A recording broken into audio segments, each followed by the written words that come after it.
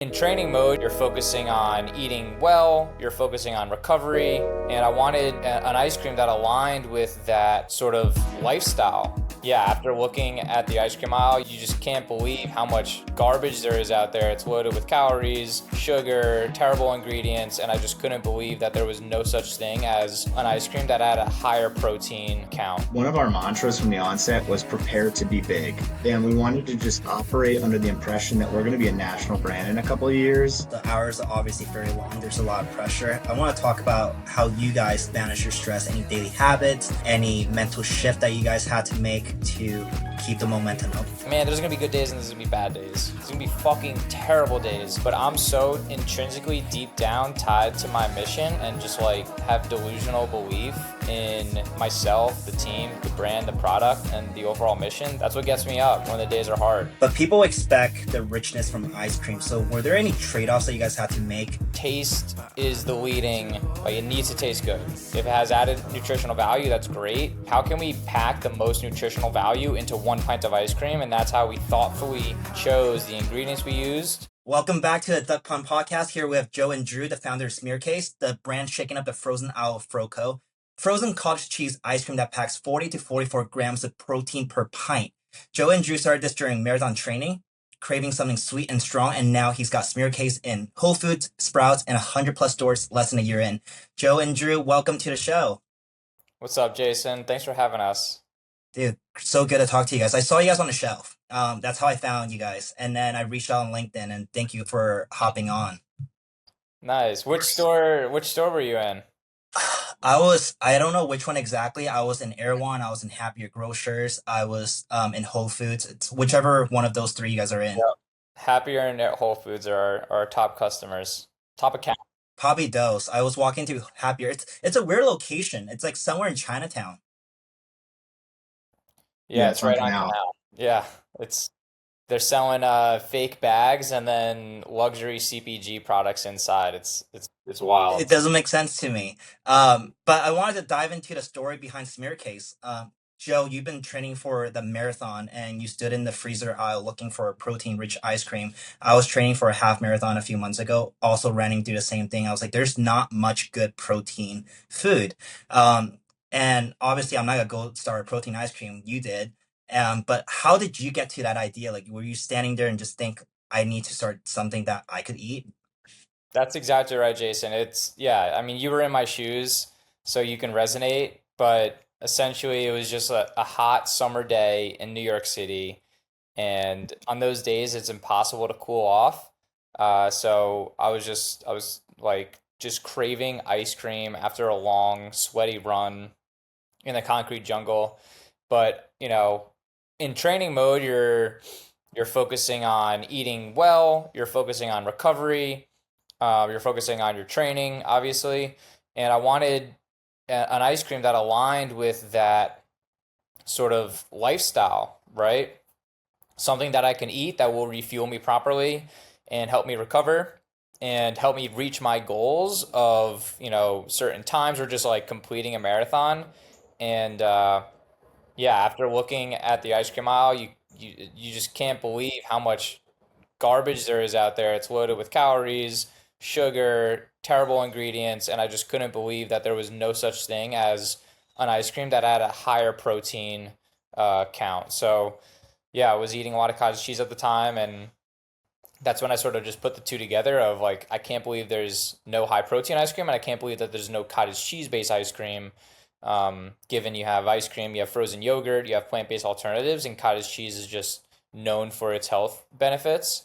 And that was the light bulb moment. It's great for sauces too. I remember when I was on a training mode, we used cottage cheese as a base to make all sorts of sauce. Same thing, like sauces are so bad for you, but you kind of need it for the flavor. Yeah, that's so funny. I started making like a fettuccine alfredo with cottage cheese, and yeah, you get to enjoy pasta, but it's not heavy cream and terrible ingredients. You're getting additional protein and flavor. And you started recipe testing in your kitchen. You bought an ice cream maker. Can I assume it's a creamy? No, it was not a creamy, actually. I think it was just a Cuisinart. But yeah, me, Drew, and my sister were in a little apartment kitchen, just like testing different formulas, like literally learning how to make ice cream without any insider knowledge, just knowing like I grew up around food and I'm so passionate and like nerdy about ingredients and health and wellness. So just taking that skill and that knowledge and just putting it into creating something new was super helpful. But yeah, just imagine my kitchen's the size of a closet, so it Oh, was same. yeah, it was quite fun. And what was the recipe testing process like? How many times did it take you? And at what point were you like, okay, this is the final version I want to put out? It didn't take as long as some would think. It took us a couple tries to find something that really just like sort of blended this nice world of what ice cream is now and what we feel ice cream should be. And we really just wanted to lean into the natural flavors of cottage cheese. You know, our FroCo is a little cheesecakey, but it was super important for us to use natural sugar. And we had some like as outsiders to the ice cream industry, we had some happy accidents being using collagen as a protein booster, and then also like the glue that holds our ice cream together. Um, so yeah, it was just like making it, testing a batch, tasting it on the spot, and then just making another one that we tinkered and just like got feedback from the last batch. And what was both your background? You said you dabble in food a little bit, but did you guys work in the food industry at all? Were you guys marketers in the past? Yeah, so I grew up. Yeah, my dad has owned delis and restaurants. I made bagels for him. Um, but in college, I had my own clothing brand. That's how Drew and I met. And then I was in e-commerce doing digital marketing, work at startups, but have always had the entrepreneurial itch. That's amazing. And can we talk a little bit more about Smearcase? Does that name derive from something? Because when I first saw it, I was like, oh, it's a spread company. And I looked closer, it's like, okay, it's not a spread company. It's clearly ice cream. How did you come up with Smearcase? Yeah, so Smearcase literally translates to spreadable cheese in German. But it was used in reference to cottage cheese, like and the Pennsylvania Dutch and certain parts of PA, Maryland, Michigan, like pockets throughout the country, different cultures use the term smearcase in reference to cottage cheese or cottage cheese based desserts. Um, so for us, it was like a way to pay homage to our not so secret ingredient. It's also very polarizing. It's memorable, and we often get the question, "What does it mean?" So for us, it's just a way to engage people and let the kind of product speak for itself on shelf without being too literal. Um, and I think it's proven to be a pretty compelling name. It's an easy name to remember, even for someone that has trouble pronouncing things. I could pronounce that word easily. It's memorable. And diving into your packaging for a little bit, the design's pretty simple but it's effective. Were there any challenges with coming up with the design, and how did traditional ice cream designs influence your design decisions? Interesting. It's Maybe you want to start, Joe, or you want me to? yeah, like it was going off the name, right? Like the name, we wanted it bold, punchy, strong, in your face, right? Um, and we didn't want it to come across whimsical or gluttonous, and like we didn't want it to say dessert, we wanted it to say function. So we did go through like a handful of designs. We settled on this because it just looked timeless. It was classic. It was a bit nostalgic, and to us, it said protein and function versus, indulgent and gluttonous. Yeah, just I'll elaborate because I think Joe's having audio issues, at least on my end. And to Joe's point, like we did not want it to be this indulgent, gluttonous packaging. And if you look at most ice creams today, they have an arched logo or they have some unique bubbly font or they have like this dripping motif. Like it's very common in the ice cream aisle to see a bunch of colors, bending, bubbly letters. And we like, yes, ice cream's inherently fun, but we felt like those brands are just masking bad ingredients by looking whimsical. And we just wanted to do something different, zig while everyone zagged and say, Look, this is a highly functional premium product. We're going to put the kettlebell callouts right on there so that people know that this is benefiting them. And then kind of the circle with that kind of ribbon is supposed to be sort of aspirational. Um, Again, just like small design cues that I think set us apart. Everyone and their brother has an opinion on our packaging, and I think that's very common whenever something's new in the world is people want to critique, but like largely just positive reviews across the board on the brand design. Like we constantly get that our brand and content strategy are top notch. And that has to do a lot with Joe's background. You guys got 40 and 40 grams of protein in every single tub. You guys got collagen, it's low fat, but people expect the richness from ice cream. So were there any trade-offs that you guys had to make? And what was the most difficult one? Was it flavor, texture, or ingredients? Oof. Wow. I, I Gone are the mean, days where health can't taste bad. You know what I mean? People, can you guys hear me okay? it's Okay. better, yeah. Uh, People used to eat freaking kale chips because they were healthy, right? I think gone are those days where people sacrifice flavor for function.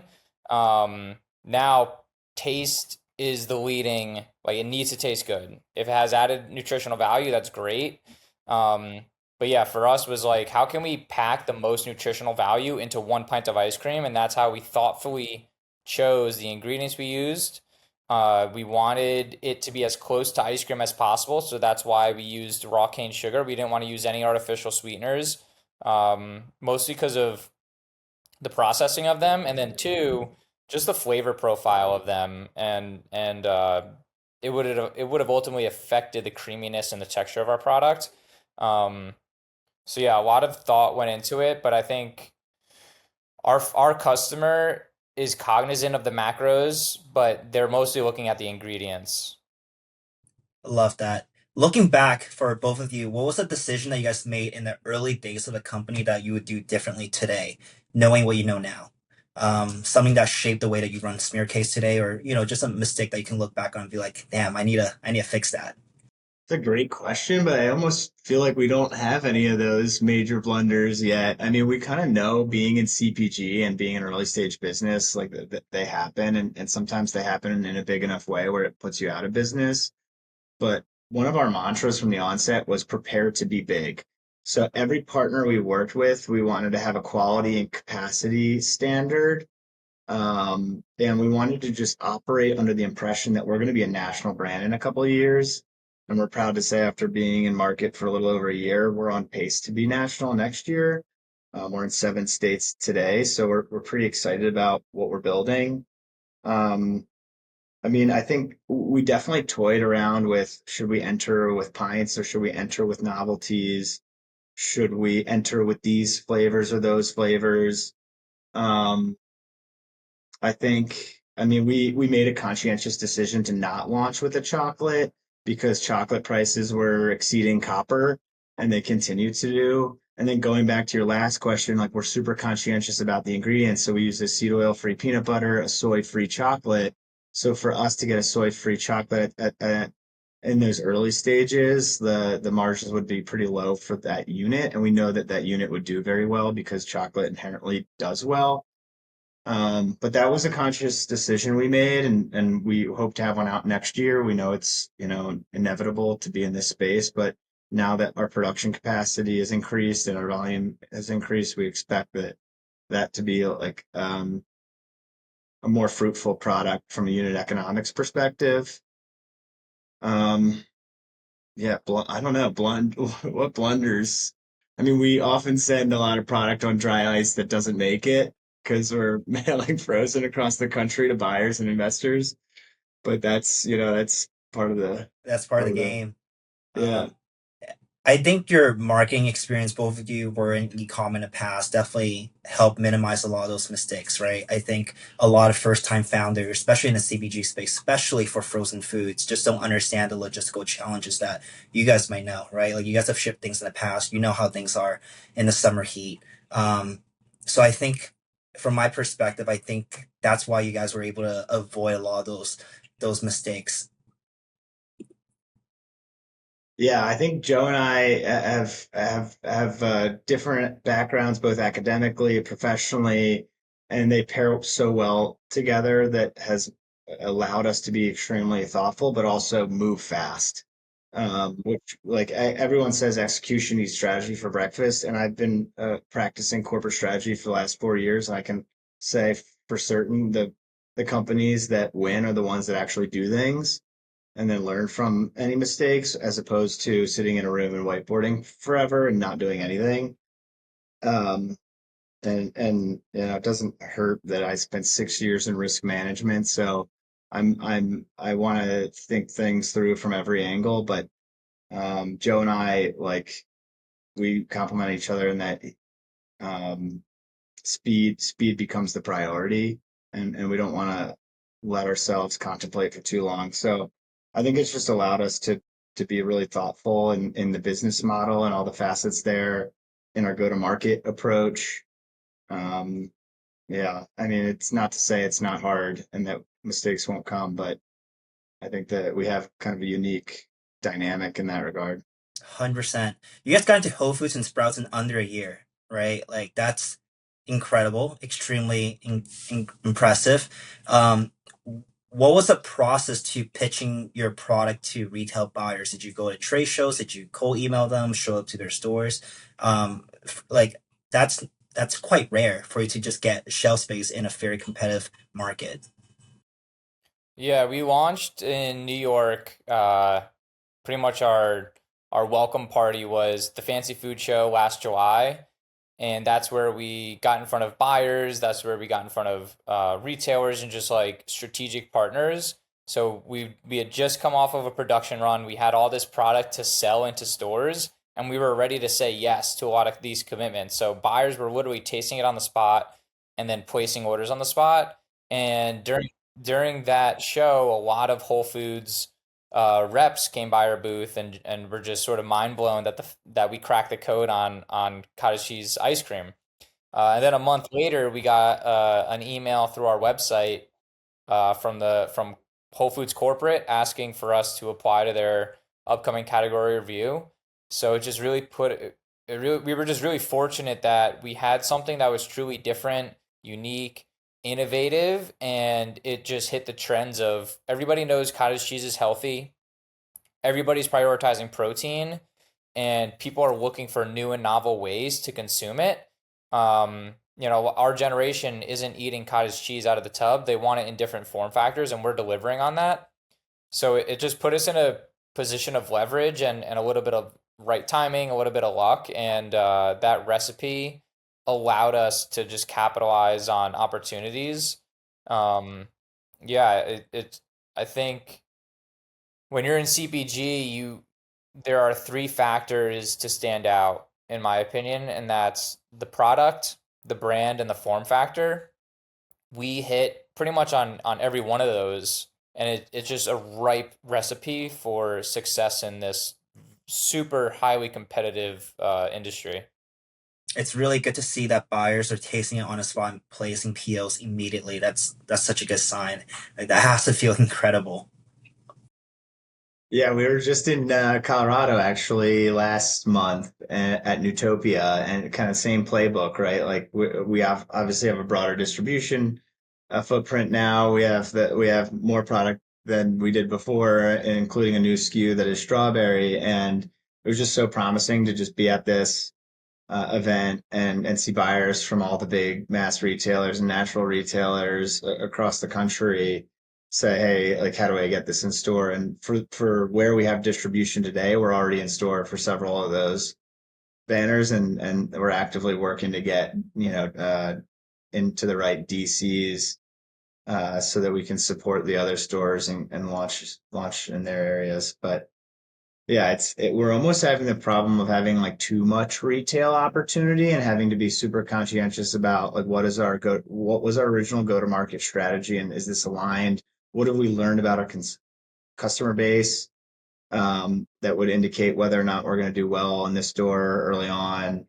And then just learning some of the nuances about working with different retailers and how to be successful on shelf because they all have a different promo strategy or a different customer base with different expectations. So just making sure we're like extremely collaborative and we're saying yes at the right time. It's incredible to see you guys take a operation from your kitchen, recipe testing there, and then moving it to the manufacturers. I want to dive in a little bit deeper on finding the manufacturer that can recreate your recipe and also making sure that your recipe stays safe with you guys. Like, I think a lot of CPG founders get into this and they're thinking, okay, I just made a secret ingredient or a secret formulation to something that's great. How do I make sure that I find someone that can recreate it, but also protect my IP? How did you guys approach that? Yeah, we hired a consultant to help us find a manufacturer, and then from there you just got to get NDAs in place, make sure that things are protected, making sure that you're working with good people, and just like really doing your due diligence on certain partners. Um, and since we're a small brand and a lot of these co-man have MOQs, you want to work with a business that believes in your mission early on and sees the potential, that is willing to work with you where you're at, and that's willing to grow with you.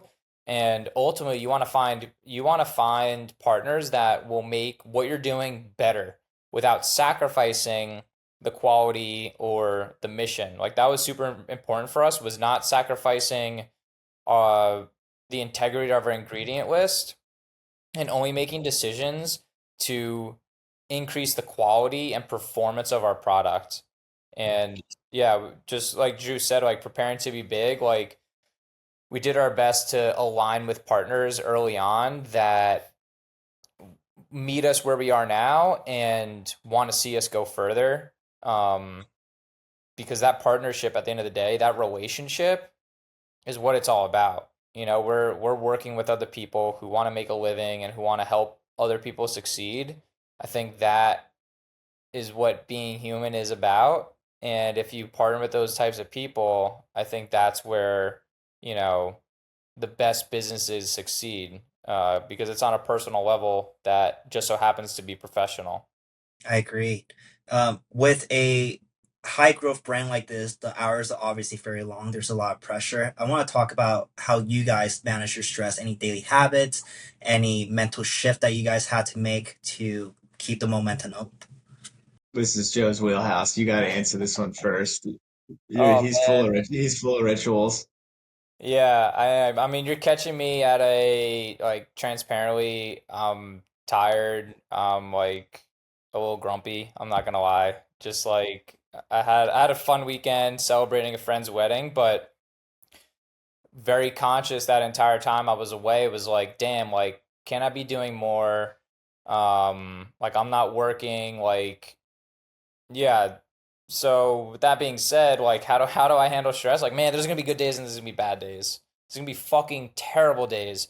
But I'm so intrinsically deep down tied to my mission and just like have delusional belief in myself, the team, the brand, the product, and the overall mission, that that's what gets me up when the days are hard, and just having that tenacious will to attack and refuse failure. Like failure is just not an option. I have zero plan B.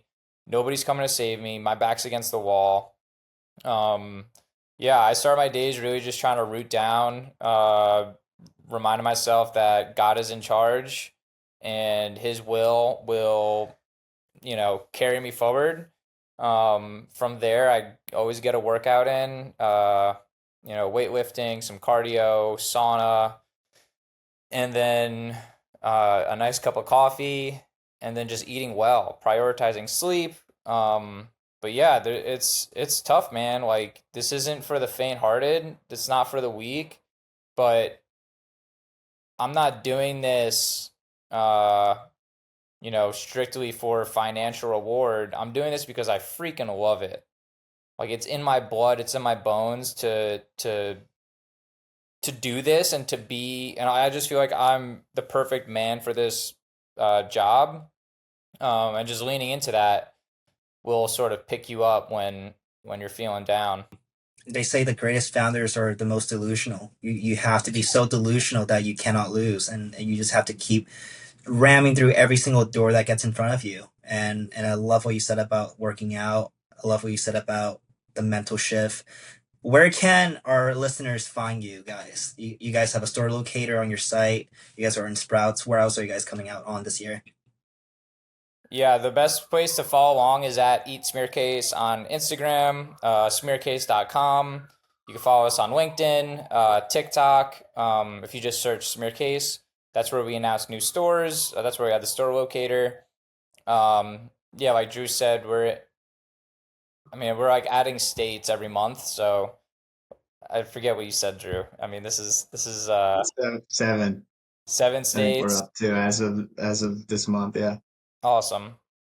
Seven. These are things I should know. 7 states. Whole Foods in the tri-state is the best place to find us. Sprouts down in Florida, and then we just launched in Nashville at Turnip Truck. That's big news. We're on GoPuff in the city, DoorDash, Instacart. But stay tuned, follow along because we're going to be launching new states every month and into next year. That's incredible. Joe and Drew, thank you guys so much for taking your time to chat with me.